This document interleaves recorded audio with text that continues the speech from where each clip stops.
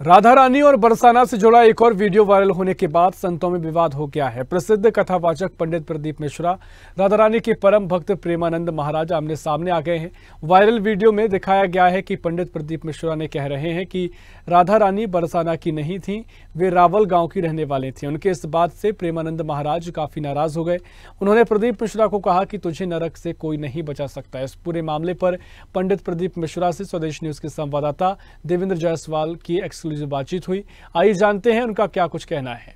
मध्य प्रदेश के कुबेरेश्वर धाम से विश्व में भगवान शंकर का डंका बजाने वाली एक ध्वनि गूंजी और वो ना केवल हमारे देश में बल्कि विश्व में भी पहुंची। और यही वजह है कि आज हर जो है महादेव के नारे हर जगह, हर घर में, हर गली में लगने लगे हैं। और इसी को लेकर कहीं से एक वीडियो आता है और वो पूरे संत जगत में बवाल मचा देता है। लेकिन इन सब के पीछे असल वजह क्या है, हम जानेंगे पंडित प्रदीप मिश्रा जी से, जो आज हमारे साथ हैं। स्वदेश न्यूज से बात करने के लिए बहुत बहुत आभार मिश्रा जी। हम जानना चाहेंगे कि जिस तरीके से एक वीडियो वायरल हो रहा है और उस वीडियो के बाद बवाल मचा है, संत जगत में आपस में कहीं ना कहीं वाद विवाद की स्थिति उत्पन्न हो गई। बहुत बहुत साधुवाद देता हूँ जो जनमानस में आप सनातन धर्म की स्थापना कर रहे हैं। देखिए, वीडियो जो वायरल हुआ है वो काट छाट करके बनाया गया है। 14 साल पहले जो कथा कमलापुर में हुई थी उसका वीडियो उसको काट कर जोड़ कर बनाया गया। जो हमने बोला उसमें से सब चीज़ें निकाल दी गई और थोड़ा थोड़ा कहीं का लेकर कहीं बनाया गया। वही वीडियो किसी विधर्मी ने, जो कि कहीं ना कहीं ईर्ष्या रखता होगा या शिव महापुराण से ईर्ष्या रखता होगा या इतने भक्तों का सलाब देखकर ईर्ष्या रखता होगा, उस विधर्मी ने उसको काट कर बनवाया और पूरे ब्रज में उसको फैलाया और उसमें उसने गलत तरह से उसको पेश किया गया। कुछ भी गलत नहीं है। ब्रजवासियों को राधा रानी जी के चरणों में मेरा दंडवत है। राधा रानी तो पूरे ब्रज की रानी है। बरसाना, गोकुल, नंदगांव, रावल पूरा क्षेत्र उनका है। किसी के कहने से कि राधा जी यहाँ की नहीं है या वहाँ की नहीं है, किसी के कहने से कुछ नहीं होता।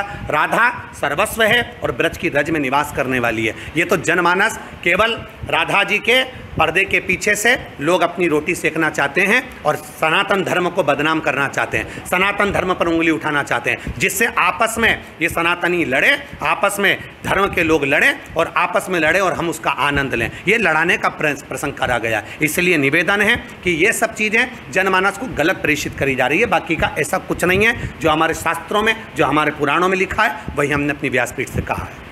एक वीडियो की वजह से जो गलतफहमी हुई है, महाराज प्रेमानंद जी जो है सबके प्रति अनुराग रखते हैं, सभी संतों के प्रति अनुराग है, उनका गुस्सा कैसे शांत होगा?